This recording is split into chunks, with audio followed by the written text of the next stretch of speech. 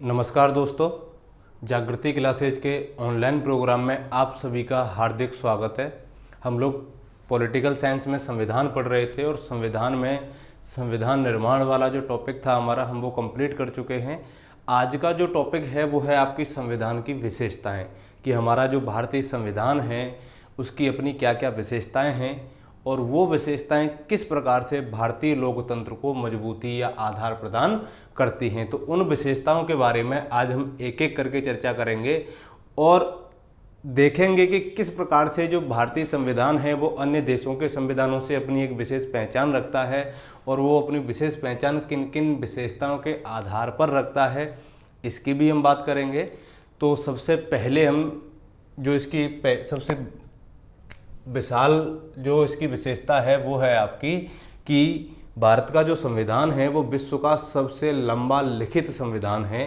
तो एक बार इस पर विस्तार से चर्चा करते हैं कि जो भारत का संविधान है कैसा संविधान है, विश्व का सबसे लंबा लिखित संविधान है। ठीक है, तो आपकी पहली विशेषता क्या हो जाएगी कि भारतीय संविधान विश्व का विश्व का सबसे लंबा लिखित संविधान है। ठीक है, तो अब इस लिखित संविधान में पहले ये देख लेते हैं कि भारत का जो संविधान है वो लिखित तो है, चलो ठीक है, ये बात पता चल गई। लेकिन इससे पहले जो सबसे पहला लिखित संविधान था वो किस देश का था, और भारत का जो संविधान है लिखित संविधान है तो ये किस आधार पर सबसे लंबा सबसे विस्तृत संविधान हो गया। तो इस पहली विशेषता की आज हम चर्चा करेंगे। तो देखिए, पहली विशेषता आपकी क्या हो जाएगी, विश्व का सबसे लंबा लिखित संविधान।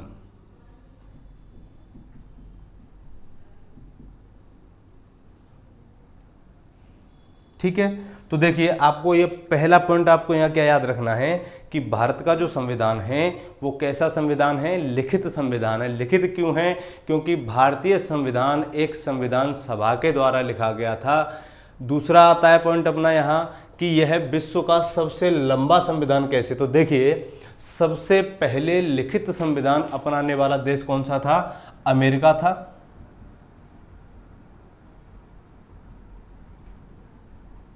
सबसे पहला लिखित संविधान कहां पर आया, अमेरिका पर आया।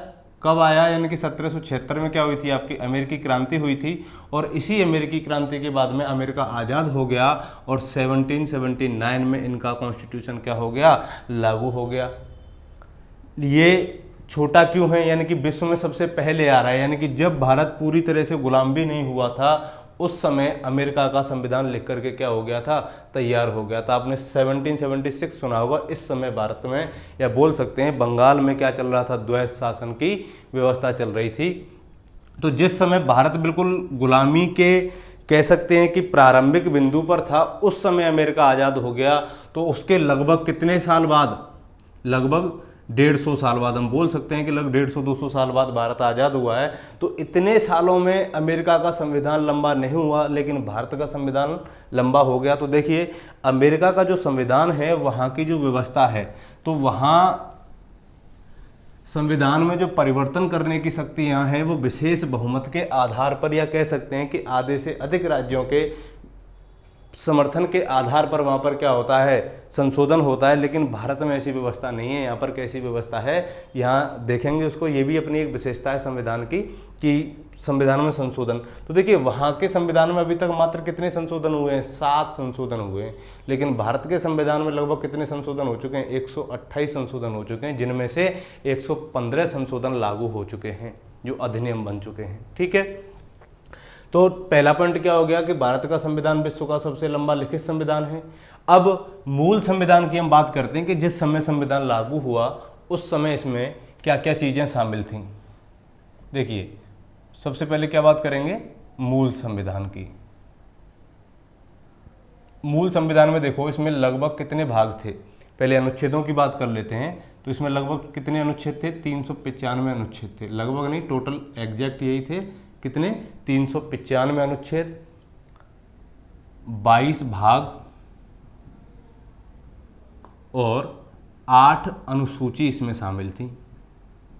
हम किस संविधान की बात कर रहे हैं, हम उस संविधान की बात कर रहे हैं जो 26 जनवरी 1950 को लागू किया गया था। तो जिस समय ये लागू हुआ उस समय इसमें 395 अनुच्छेद थे, 22 भाग थे और 8 अनुसूचियां थीं। लेकिन वर्तमान में ये परिवर्तित हो गई हैं। क्यों? क्योंकि इसमें समय समय पर आवश्यकताओं के हिसाब से क्या किया गया, संशोधन किया गया। और उन संशोधनों में ये देखा गया कि जो 395 अनुच्छेद हैं, कई पुस्तकों में आपको मिल जाएगा कि अब अनुच्छेदों की संख्या लगभग 465 के आसपास हो गई है। देखो, मूल अनुच्छेद तो 395 ही है, लेकिन इन अनुच्छेदों में क्या जोड़े गए, कुछ सब आर्टिकल्स अर्थात कुछ सब अनुच्छेद जोड़े गए हैं। जैसे अगर मैं आर्टिकल 21 की बात करते हैं हम, तो आर्टिकल 21 में एक आर्टिकल जोड़ा गया 21 ए, कह सकते हैं 21 का। तो अर्थात क्या हुआ कि आर्टिकल तो एक ही है, अनुच्छेद तो एक ही है 21, लेकिन उसका क्या जोड़ दिया गया, एक सब पार्ट जोड़ दिया गया, कुछ नीति निर्देशक तत्वों में जोड़े गए। जैसे 43 ख हो गया, 43 ग हो गया, आपका 39 ए हो गया। तो इस टाइप से जो जोड़े गए, तो अगर उनकी हम संख्या लगा लेते हैं तो वर्तमान में लगभग अनुच्छेदों की संख्या कितनी हो जाती है, 465 के आसपास। भाग हमारे 22 ही हैं, तो मूल भाग तो 22 ही रहेंगे। इन भागों के अंतर्गत भी क्या किया गया है, कुछ सब भागों को जोड़ा गया है। ठीक है, तो वो सब भाग जब अगर हम इसमें काउंट कर लेते हैं तो उनकी संख्या हो जाती है दोस्तों कितनी, 25। तो अब वर्तमान में इसमें कितने भाग हो चुके हैं, 25 भाग हो चुके हैं।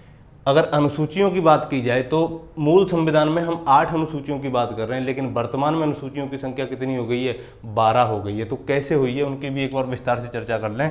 लेकिन अगर आपसे प्रश्न पूछा जाए कि बताइए संविधान में निम्नलिखित में से कितनी अनुसूची शामिल है, तब आपको आंसर देना है 12। और जब ये पूछा जाए कि बताइए मूल संविधान में कितनी अनुसूची शामिल थी, तब आपको क्या बताना है कि 8 अनुसूची शामिल थी।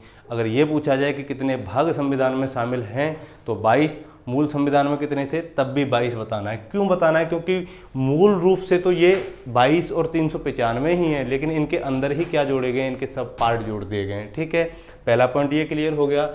दूसरी बात आती है कि मूल संविधान में हो गया, तो अब वर्तमान में मैं यहीं लिख देता हूँ, इसको नोट करते जाना आप। वर्तमान में इसमें क्या क्या प्रावधान हैं, तो वही 395 में तो क्या हो जाएंगे, आपके अनुच्छेद हो जाएंगे, 22 भाग हो जाएंगे और 12 अनुसूची हो जाएंगी।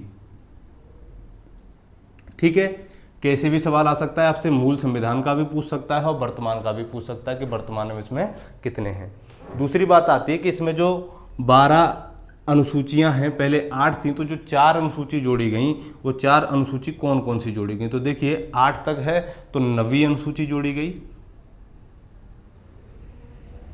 और जो 9वीं अनुसूची थी ये कब जोड़ी गई, तो ये जोड़ी गई थी दोस्तों पहले संविधान संशोधन 1951 के माध्यम से। कब, मैं यहाँ शॉर्ट में लिख रहा हूँ, फर्स्ट कॉन्स्टिट्यूशन अमेंडमेंट 1951।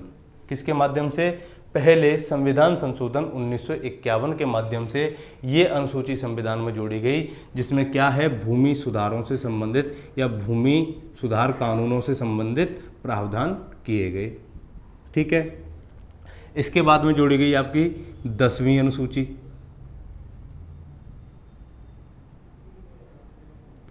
जो 10वीं अनुसूची है दोस्तों, ये जोड़ी गई आपकी 52वें संविधान संशोधन अर्थात 52 कॉन्स्टिट्यूशन अमेंडमेंट 1985, यानी कि 1985 में 52वें संविधान संशोधन के माध्यम से ये जोड़ी गई और इसमें दल बदल से संबंधित प्रावधान जोड़ दिए गए। विरोधी कानून कह सकते हैं हम इसको। ठीक है, अगली आई आपकी 11वीं अनुसूची। तो देखो 11वीं जो अनुसूची है ये जोड़ी गई आपकी 1992 में ग्राम पंचायतों को संवैधानिक दर्जा देने के लिए। आप कह सकते हैं कि स्थानीय सुशासन को संवैधानिक दर्जा प्रदान करने के लिए केंद्र सरकार ने 1992 में 73वें और 74वें संविधान संशोधन के माध्यम से 11वीं और 12वीं अनुसूची जोड़ी गई, जिससे स्थानीय सुशासन को कह सकते हैं कि शासन के साथ में मिलकर के क्या करना था, काम करना था, या कह सकते हैं कि शासन में आम लोगों की भागीदारी बढ़ाने के लिए केंद्र सरकार ने 1992 में कौन से 73वें और 74वें संविधान संशोधन के माध्यम से 11वीं और 12वीं अनुसूची जोड़ी गई, जिससे स्थानीय सुशासन को क्या किया गया, संवैधानिक दर्जा प्रदान किया गया। तो ये कब जोड़ी गई, 73वें संविधान संशोधन के माध्यम से। कब, 1992 में। और इसमें किससे संबंधित प्रावधान है, पंचायती राज से संबंधित प्रावधान है, ये बात आपको यहाँ याद रखनी है। ठीक है। दूसरी बात, 12वीं अनुसूची। तो जो आपकी 12वीं अनुसूची है ये भी कब जोड़ी गई थी, 1992 में जोड़ी गई थी। कौन से संशोधन के माध्यम से, 74वें कॉन्स्टिट्यूशन अमेंडमेंट 1992। तो इसमें तो पंचायती राजों से संबंधित प्रावधान हो गए। तो 12वीं अनुसूची में किससे संबंधित प्रावधान है, नगरीय निकायों से संबंधित प्रावधान है। ठीक है, नगरीय निकाय, इनके बारे में विस्तार से चर्चा हम करेंगे जब हम त्रिस्तरीय सरकार या स्थानीय सुशासन के बारे में पढ़ेंगे। तो अलग से हमारा कॉन्स्टिट्यूशन में एक टॉपिक है स्थानीय सुशासन, तो उसमें हम विस्तार से इसकी चर्चा करेंगे कि कौन सी समिति की सिफारिश पर इनको जोड़ा गया, किसने त्रिस्तरीय सरकार के समर्थन की बात कही, किसने 2 स्तरीय सरकार की बात कही। तो इन सारी चीज़ों की चर्चा हम स्थानीय सुशासन नामक टॉपिक में अलग से करेंगे। तो ठीक है, ये बात समझ में आ गई कि मूल संविधान में 8 अनुसूची थी और वर्तमान में 12 हो गई। तो ये 12 कब कब, 4 जो जुड़ी थी वो कब कब जोड़ी गई, ये आपको पता चल गया। बस याद रखना है 9वीं अनुसूची कब जोड़ी गई, 1951 में, 10वीं अनुसूची 85 में और 11वीं और 12वीं 1992 में। ठीक है, किससे संबंधित है ये भी पता चल गया आपको। अब हमें यहाँ एक चीज़ ये देखनी है कि भारत का जो संविधान है वो इतना लंबा कैसे हो गया। तो देखो, पहली बात आप यहाँ ये समझिए कि भारत जो देश है ये विविधताओं से भरा हुआ देश है। यहाँ विभिन्न जातियों के लोग, विभिन्न धर्मों के लोग, अल्पसंख्यक लोग भी हैं, जनजातीय लोग भी हैं, SC कैटेगरी के भी लोग हैं, ST कैटेगरी के भी लोग हैं। तो सभी वर्गों का संविधान सभा में क्या था, प्रतिनिधित्व था और सभी वर्गों को संविधान निर्माताओं को क्या करना था, संतुष्ट करना था। इसीलिए इसमें क्या कर दिया गया, सभी वर्गों के लिए अलग अलग प्रावधान किए गए, जिससे भारतीय संविधान क्या हो गया, विस्तृत हो गया, बड़ा हो गया। ठीक है। दूसरा अगर हम पॉइंट लेते हैं कि भारतीय संविधान के बड़ा होने के पीछे दूसरा कारण और क्या था, तो दूसरा जो कारण था वो ये था कि जो भारतीय संविधान निर्माता थे वो चाहते थे कि भारतीय संविधान में उसकी ऐतिहासिकता के कुछ बिंदु जुड़े रहें। और इस चीज़ को उन्होंने जोड़ने के लिए क्या किया, भारत शासन अधिनियम 1935 के प्रावधानों को ज्यों का त्यों, या कह सकते हैं कि उसमें थोड़ा बहुत संशोधन करके भारतीय परिस्थिति के अनुसार क्या कर लिया, संविधान में शामिल कर लिया। एक अगला पॉइंट ये आ जाता है कि संविधान सभा में क्या था कि जितने भी कानून विशेषज्ञ थे उस समय का जो मिडिल वर्ग था उन सब ने क्या कर रखी थी, बैरिस्टर की डिग्री हासिल की थी। लगभग सभी लोग वकील थे। ठीक है। तो संविधान सभा में ज़्यादातर वकीलों का प्रभाव, या कह सकते हैं कि कानून विशेषज्ञों का प्रभाव होने के कारण भारतीय संविधान क्या हो गया, बड़ा हो गया। तो ये था हमारा पहला साइलेंट फीचर। और इसमें आप समझ गए होंगे कि क्यों हैं, कितने अनुच्छेद हैं। बस क्वेश्चन आपसे यही पूछेगा जो मैंने अभी आपसे चर्चा की है, ये आपको थोड़ा सा याद रखना है। अगर कारण आपको लिखने हैं तो यहाँ लिख लेना। पहला कारण विविधता के कारण, और विविधता कैसी भी हो सकती है, भाषाई विविधता हो गई, आपकी जातीय विविधता हो गई। अल्पसंख्यक वर्गों का भारत में क्या है, सबसे ज़्यादा अल्पसंख्यक वर्ग निवास करते हैं, उनको भी खुश करना था। और इसके साथ में महिलाएं हैं, या कह सकते हैं कि नीचे तबके के लोगों को समाज की मुख्य धारा में लाने के लिए क्या किए गए, कुछ प्रावधान किए गए। और कुछ राज्यों को भी क्या की गई, विशेष रियायतें दी गई हैं। जैसे अनुच्छेद 370 के तहत उस समय किसे दी गई, जम्मू कश्मीर को दी गई थी। और अनुच्छेद 371 के तहत पूर्वोत्तर के कुछ राज्य थे और कुछ दक्षिण भारत के राज्य थे जिनको क्या किया गया, विशेष रियायतें, विशेष छूट दी गई थी। तो इन सब के अलग अलग प्रावधान होने से संविधान क्या होता चला गया, बड़ा होता चला गया। ठीक है। दूसरा पॉइंट जो आ जाएगा वो क्या आ जाएगा कि संविधान सभा में कानून विशेषज्ञों का प्रभाव था। क्या था, कानून विशेषज्ञों का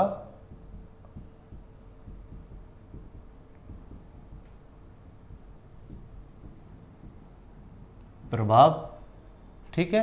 और भारत का भौगोलिक विस्तार इतना ज़्यादा है कि उन सभी लोगों को एक वर्ग में एक सूत्र में बांधने के लिए क्या किया, उनको विशेष रियायतें दी गई, सभी लोगों का ध्यान रखा गया ताकि भारत का, या कह सकते हैं कि भारतीय भूभाग में रहने वाला कोई भी समुदाय संविधान के खिलाफ ना हो या इससे असंतुष्ट ना हो जिससे उसकी भावना आहत हो। ठीक है, चलिए आगे बढ़ते हैं। दूसरी जो विशेषता आएगी आपकी वो आती है कि नम्यता और अनम्यता का मिश्रण।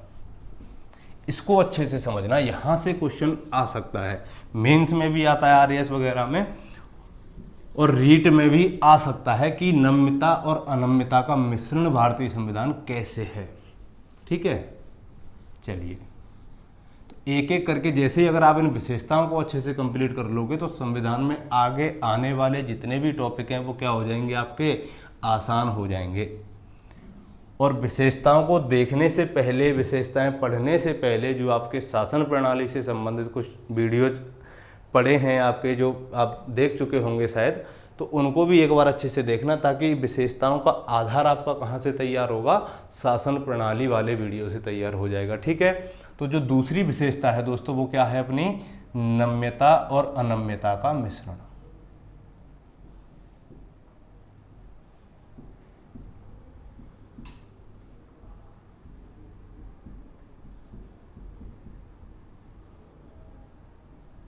देखिए, नम्यता और अनम्यता के आधार पर अगर हम लोग देखें तो भारतीय संविधान ही नहीं, विश्व के सभी संविधानों को हम दो वर्गों में बांट करके देख सकते हैं, क्योंकि कुछ संविधान तो ऐसे होते हैं जिनके संशोधन की प्रक्रिया कैसी होती है, आम होती है, और कुछ संविधान ऐसे होते हैं जिनके संशोधन की प्रक्रिया विशेष बहुमत के माध्यम से ही पूरी की जा सकती है। ठीक है, तो नम्यता और अनम्यता के आधार पर संविधान कितने प्रकार का हो गया, दो प्रकार का हो गया। कौन कौन सा, एक तो कठोर या अनम्य संविधान। कौन सा, कठोर या अनम्य संविधान। दूसरा आ जाएगा आपका लचीला या नम्य संविधान।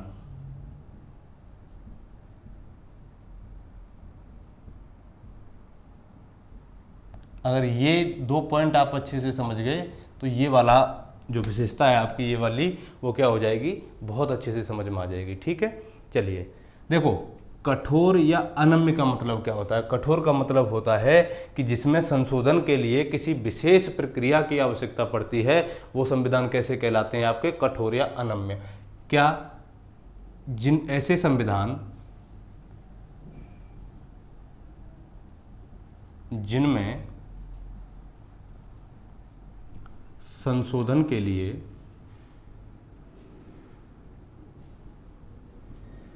विशेष प्रक्रिया की आवश्यकता होती है,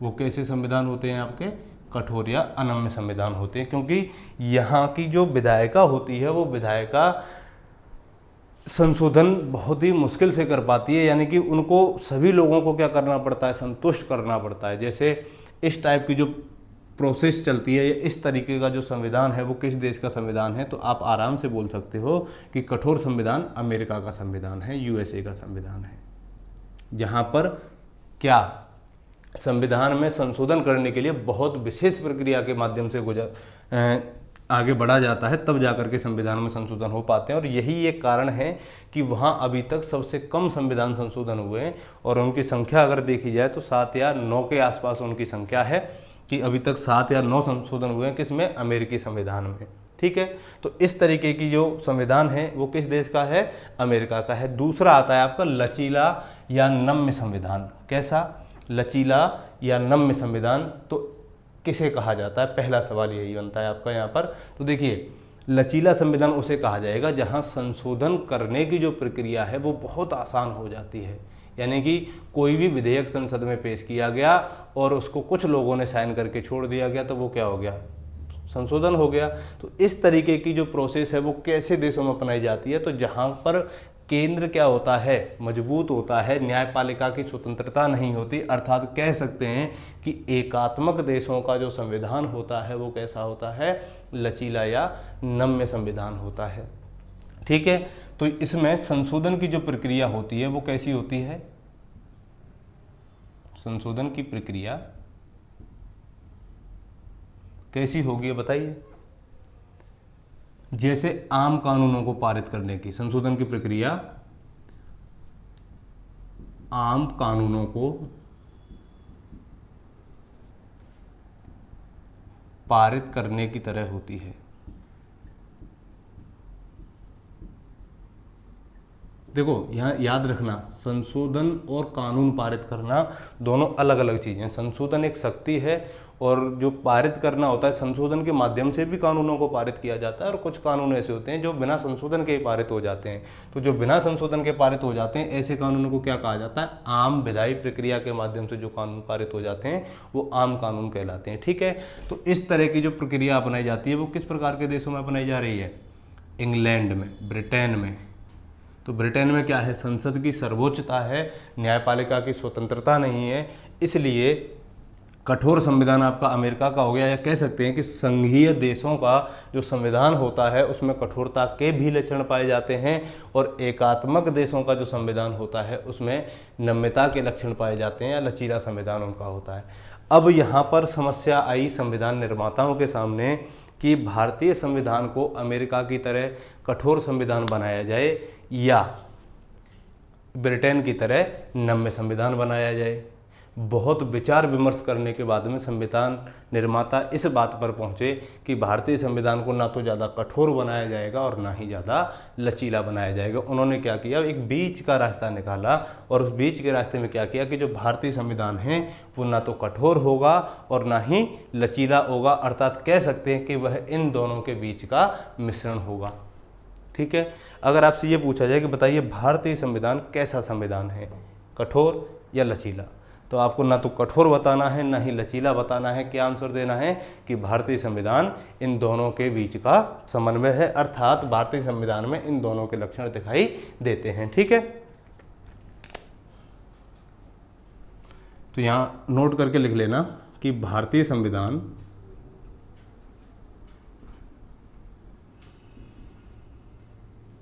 ना तो कठोर है और न ही लचीला, बल्कि इन दोनों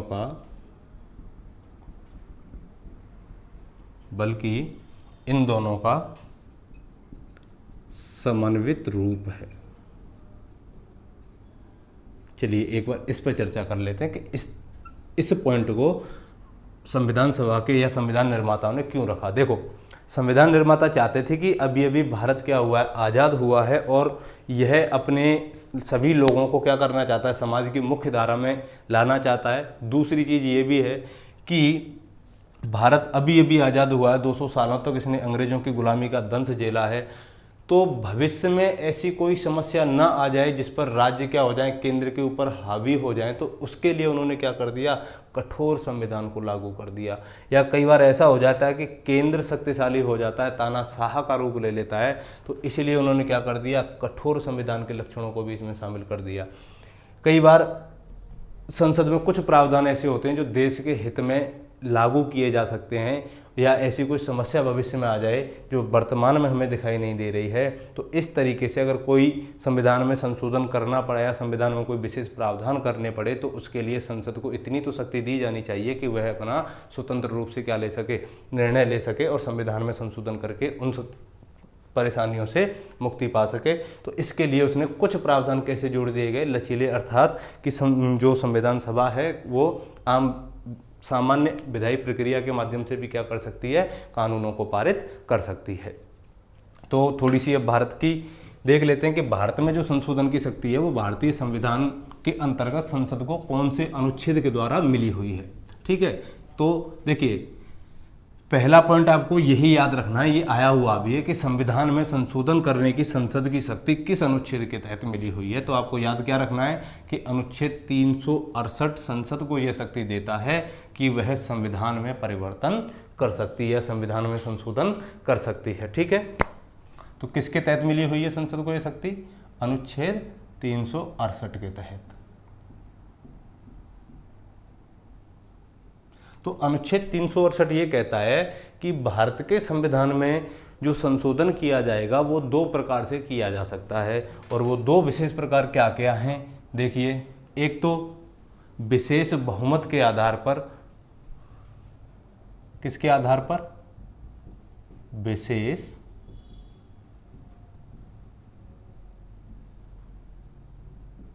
बहुमत के आधार पर। दूसरा है आपका विशेष बहुमत तो है ही, तथा आधे से अधिक राज्य,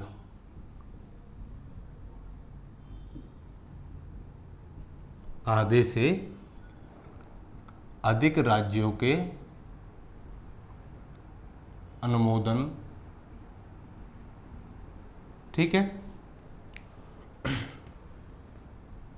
से संशोधन।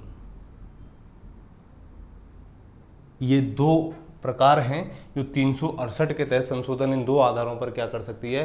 संशोधन कर सकती है। किसमें? संविधान में। ठीक है, तो आपको ये याद रखना है कि भारतीय संविधान में जो संशोधन करने की संसद की जो शक्ति है वो किस अनुच्छेद के अंतर्गत मिली हुई है? तो वो शक्ति मिली है दोस्तों आपको 368 के अंतर्गत। और 368 ये कहता है कि भारतीय संसद संविधान में दो प्रकार से परिवर्तन कर सकती है, अर्थात उसके कुछ प्रावधान तो ऐसे हैं जो विशेष बहुमत के आधार पर किए जा सकते हैं, और कुछ प्रावधान ऐसे हैं जो विशेष बहुमत तथा आधे से अधिक, यानी कि विशेष बहुमत तो लिया ही जाएगा और उसमें आधे से अधिक राज्यों की सहमति भी क्या है? आवश्यक हो जाती है। तो देखिए एक बार यहीं पर इस चीज़ को समझ लेना, ये बड़ा मज़ेदार शब्द है आपका विशेष बहुमत। तो विशेष बहुमत का मतलब क्या होता है? देखिए विशेष बहुमत का मतलब होता है कि सदन में जितने सदस्य उपस्थित हैं और मतदान में भाग लेने वाले जितने भी सदस्य हैं उनका 2/3 सदस्यों का क्या होना चाहिए? मतदान होना चाहिए। ठीक है, क्या कह सकते हैं कि सदन में उपस्थित, विशेष बहुमत का मतलब क्या होगा? सदन में उपस्थित तथा मतदान में भाग लेने वाले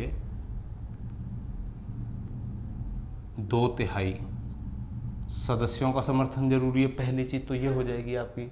दूसरी क्या हो जाएगी कि ये तो हो गया प्रत्येक सदन की बात हो गई, ठीक है, कि ये चाहे वो लोकसभा हो या कह सकते हैं कि निम्न सदन हो चाहे उच्च सदन हो, तो उस सदन में जितने लोग उपस्थित हैं और मतदान में जिन्होंने भाग लिया है उनके लगभग कितने सदस्यों का समर्थन?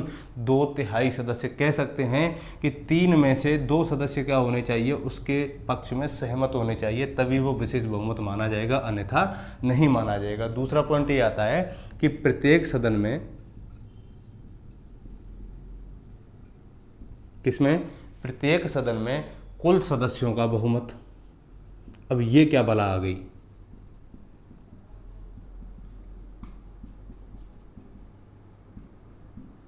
ठीक है, देखो एक पॉइंट तो ये हो गया अपना कि सदन में उपस्थित तथा मतदान में भाग लेने वाले 2/3 सदस्य। दूसरा कि प्रत्येक सदन के कुल सदस्यों का बहुमत। इसका मतलब है कि दोनों सदनों में जो बहुमत होगा वो कितना होगा? प्रत्येक सदन में 50% से अधिक होना चाहिए। चाहे वो 51% हो सकता है, 50%, 50.5% भी हो सकता है। अर्थात कह सकते हैं कि दोनों सदनों में जो बहुमत होगा वो कितना होगा? 50% से अधिक होगा। ठीक है, तो ये तो क्या हो गया? विशेष बहुमत हो गया। अब बात कर लेते हैं इसकी कि इसमें विशेष बहुमत तो है ही, तो विशेष बहुमत क्या हो गया? ये वाला पॉइंट आ जाएगा। इसके साथ में भारत में वर्तमान में कितने राज्य हैं? 28 राज्य हैं। तो वर्तमान में 28 स्टेट हैं, 28 राज्य हैं। तो इन 28 राज्यों 9 क्या हो गए? 8 क्या है इस समय? यूटीज हैं, अपनी केंद्र शासित प्रदेश हैं। तो कितने हो गए? 36। तो इन 36 में से लगभग कितने? 19 राज्य, कम से कम कितने? अधिकांश का मतलब होता है कि आधे से एक अधिक या उससे और अधिक। तो लगभग आधे से अधिक राज्यों का क्या चाहिए? समर्थन चाहिए, तभी जाकर के क्या कर सकती है संसद? संविधान में संशोधन कर सकती है। तो ये 2 प्रकार थे संशोधन के।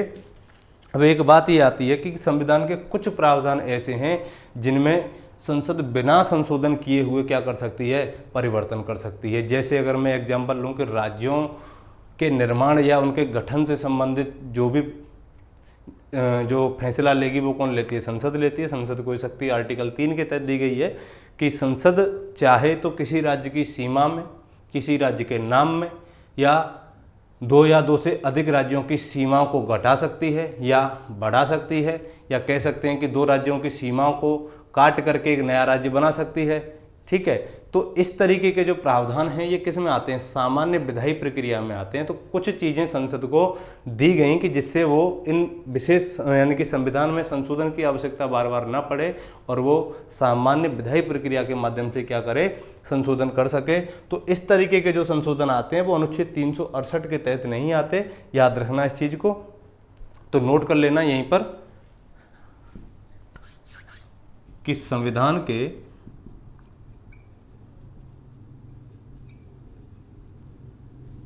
कुछ प्रावधान, संविधान के कुछ प्रावधान सामान्य बहुमत के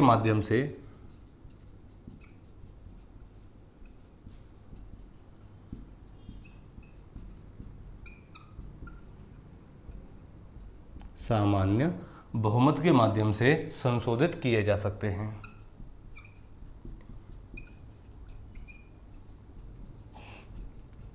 संशोधित किए जाते हैं। और ये जो संशोधन किया जाएगा यानी कि सामान्य विधायी प्रक्रिया के माध्यम से या सामान्य बहुमत के माध्यम से संविधान में कोई परिवर्तन किया जाएगा तो यह परिवर्तन अनुच्छेद 368 के अंतर्गत नहीं आएगा। तो कह सकते हैं ये संशोधन अनुच्छेद 368 के अंतर्गत नहीं आते। देखो कैसे, आपने भाग 1 का नाम सुना होगा और भाग 1 में क्या दे रखे हैं? 4 आर्टिकल दे रखे हैं। पहला आर्टिकल है कि इंडिया अर्थात भारत राज्यों का संघ होगा। दूसरा आर्टिकल है कि संसद संघ में नए राज्यों का प्रवेश या उनका गठन कर सकती है। तीसरा आर्टिकल है कि संसद को यह शक्ति दी गई है कि वो किसी भी राज्य की सीमा में उसके नाम में क्या कर सकती है? परिवर्तन कर सकती है। और जो चौथा अनुच्छेद है वो इसको स्पष्ट रूप से बताता है, आर्टिकल 4। और आर्टिकल 4 क्या कहता है कि यदि अनुच्छेद 2 और अनुच्छेद 3 के तहत संविधान में कोई संशोधन किया जाता है तो वो है संशोधन अनुच्छेद 368 के तहत संविधान संशोधन नहीं माना जाएगा। अर्थात कह दिया कि अगर 2 और 3 के तहत संसद भाग 1 में कोई परिवर्तन करती है तो वो अनुच्छेद 368 के तहत क्या नहीं माना जाएगा? संविधान संशोधन नहीं माना जाएगा। अर्थात साधारण विधायी प्रक्रिया के माध्यम से ही वो क्या कर सकती है? उसको पारित कर सकती है, बदल सकती है। ठीक है, तो ये थी हमारी दूसरी विशेषता कि नम्यता और अनम्यता का मिश्रण। तो देखो यहाँ पर जो विशेष बहुमत के आधार पर और विशेष बहुमत तथा आधे राज्यों के, तो ये वाली जो प्रोसेस है दोस्तों इसकी, ये क्या हो गई? कठोरता का लक्षण हो गया इसका। किसका? इसके अनम्यता का लक्षण हो गया। लेकिन ये वाली जो प्रोसेस है कि कुछ प्रावधान ऐसे हैं जो सामान्य विधायी प्रक्रिया के माध्यम से चेंज किया जा सकते हैं, तो ये जो प्रोसेस है ये क्या हो जाएगी आपकी? ये नम्यता वाली प्रोसेस हो जाएगी, लचीली प्रोसेस हो जाएगी। इसीलिए कहा गया है कि भारतीय संविधान कठोरता और लचीलेपन का एक समन्वित रूप है। ठीक है, जिससे भारतीय संविधान को एक जीवंतता प्रदान होती है। कह सकते हैं कि भारतीय लोकतंत्र में एक जीवंतता आ जाती है। ठीक है, चलिए अगली जो विशेषता है हमारी वो आती है आपकी कि एकात्मक की ओर झुकाव होने के साथ साथ भारत का संघीय संविधान, या कह सकते हैं कि संघीय संविधान होने के साथ साथ एकात्मकता की ओर झुकाव कैसे है, अब ये भी देख लेते हैं। ये 2 विशेषताएं आपको बहुत अच्छे से समझ में आ गई होंगी। देखो धीरे धीरे पढ़ो आराम से, लेकिन एक एक चीज को, एक एक पॉइंट को क्लियर करते हुए आगे बढ़ना है। ऐसा नहीं है कि मतलब छोड़ दिया आधा और फिर से आगे बढ़ गए, फिर छोड़ दिया आधा फिर आगे बढ़ गए। ऐसे तो जिंदगी पर आधा छोड़ते जाओगे, आधा पाते जाओगे और कुछ भी हासिल नहीं होगा। इसलिए एक एक पॉइंट को बहुत ही विस्तार से अच्छे से कॉपी पेन लेके बैठे होंगे, ये उम्मीद कर रहा हूं मैं। चलिए, संघीय संविधान के साथ एकात्मकता की ओर झुकाव, या कह सकते हैं कि एकात्मकता की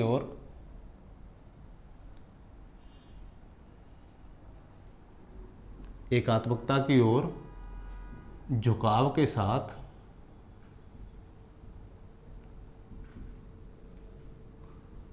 संघीय संविधान।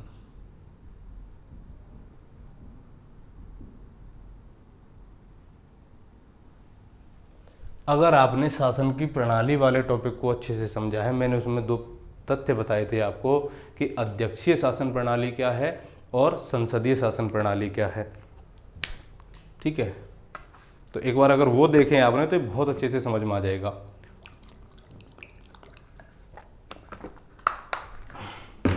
देखो, अगर इस विशेषता को समझना है तो सबसे पहले आपको ये देखना होगा कि संघीय व्यवस्था के लक्षण क्या क्या होते हैं, परिसंघीय व्यवस्था के लक्षण क्या क्या होते हैं और एकात्मक व्यवस्था के लक्षण क्या क्या होते हैं।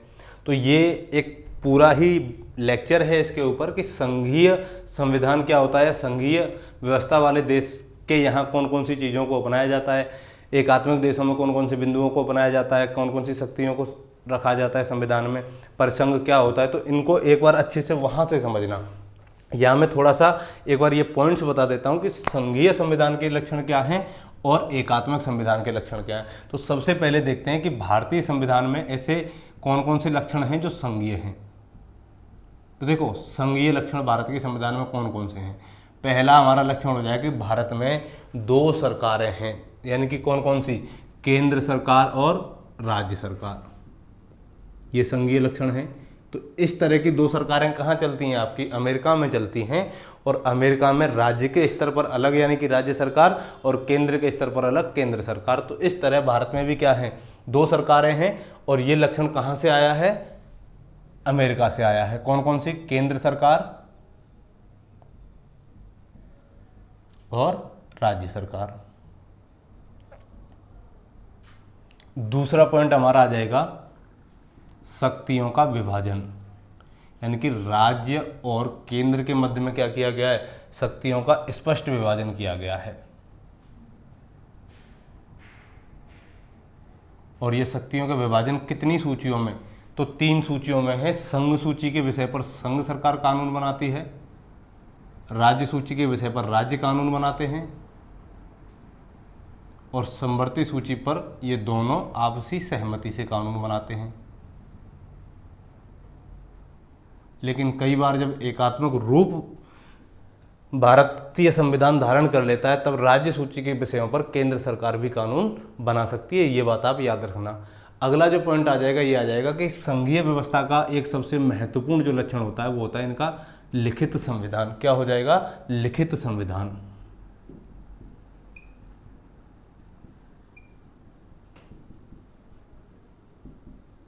इसके साथ में संविधान की कठोरता जो अभी देखी थी हमने, संविधान की कठोरता, वही वाला पॉइंट, विशेष बहुमत और आधे से अधिक राज्यों का समर्थन। ठीक है, स्वतंत्र न्यायपालिका,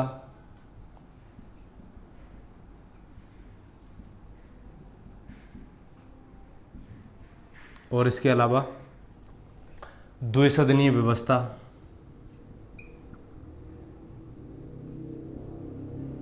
द्विसदनीय व्यवस्था में कौन कौन से सदन आ जाते हैं, उच्च सदन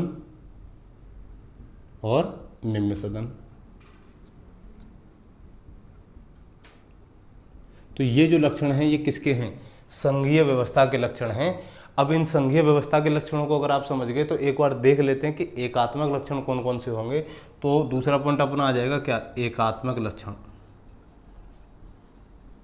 और फिर देखते हैं कि कैसे भारत एकात्मकता की ओर झुका हुआ है और संघीय संविधान भी है। तो पहला आ जाएगा एक सशक्त केंद्र।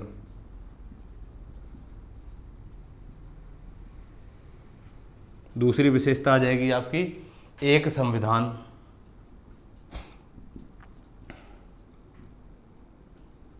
तीसरी विशेषता आ जाएगी आपकी, यहाँ पर क्या था, लिखित संविधान था, लेकिन भारत में भी लिखित संविधान है तो यहाँ एकल नागरिकता वाला प्रावधान ले लेते हैं। एकल नागरिकता एकात्मक देशों में अपनाई जाती है। चौथा जो पॉइंट आ जाएगा अपना यहाँ, वो क्या आ जाएगा, संविधान का लचीलापन, यानी कि संविधान की कठोरता है तो संविधान का लचीलापन भी है यहाँ।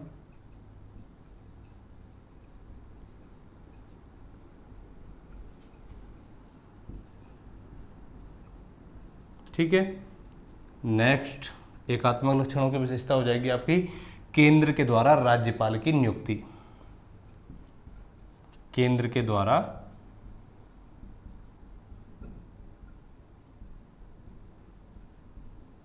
राज्यपाल की नियुक्ति।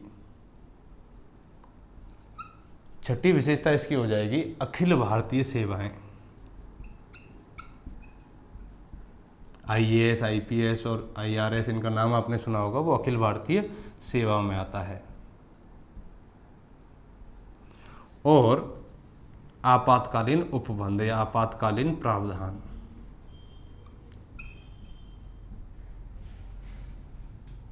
तो ये किस प्रकार की विशेषताएं हो गई आपकी? एकात्मक लक्षण, और ये हो गए संघीय लक्षण।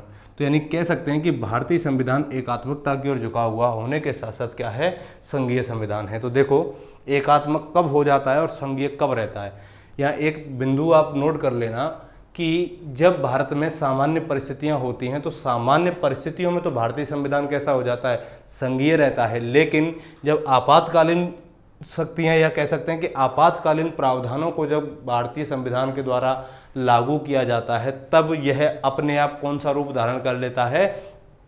एकात्मक रूप धारण कर लेता है। और एकात्मक में जो पूरे देश की सत्ता की जो शक्ति है वो किसके हाथ में चली जाती है? सभी राज्यों की सत्ता किसके हाथ में चली जाती है?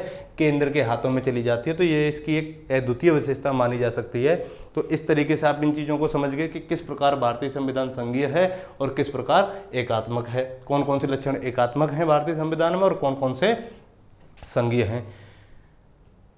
अब यहाँ एक चीज़ ये भी याद रखना कि जो संघीय शब्द है तो भारतीय संविधान में इस संघीय शब्द का कहीं भी उल्लेख नहीं किया गया है। दोस्तों पहली चीज़ आपको क्या याद रखनी है कि संघीय शब्द का संविधान में उल्लेख कहीं भी नहीं किया गया है। ठीक है, सिर्फ हमें इसके क्या दिखाई देते हैं? संघीय लक्षण दिखाई देते हैं। दूसरी बात आती है कि अगर संघीय शब्द नहीं लिखा है तो भारतीय संविधान में अनुच्छेद 1 आपने पढ़ा होगा और अनुच्छेद 1 में क्या लिखा है कि इंडिया अर्थात भारत। क्या है अनुच्छेद 1 की भाषा?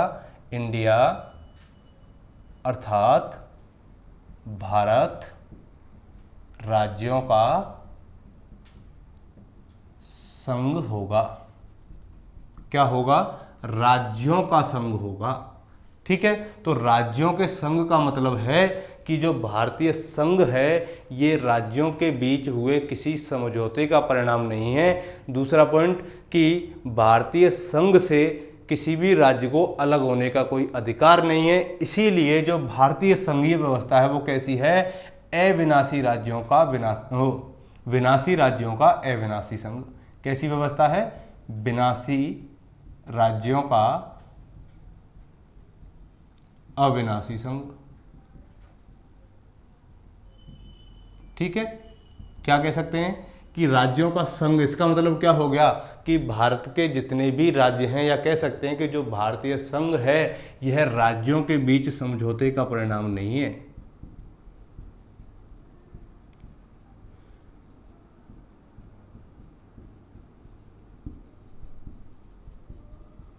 क्या नहीं है? राज्यों के बीच समझौते का परिणाम नहीं और किसी भी राज्य को अलग होने का अधिकार नहीं।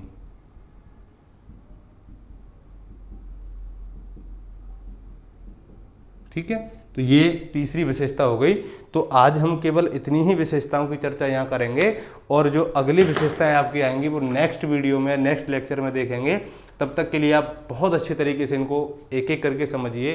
अगर उसके बावजूद नहीं समझ में आती हैं तो आप कमेंट बॉक्स में जा करके अपनी राय बता सकते हैं। तब तक के लिए मस्त रहिए, व्यस्त रहिए। थैंक यू, धन्यवाद।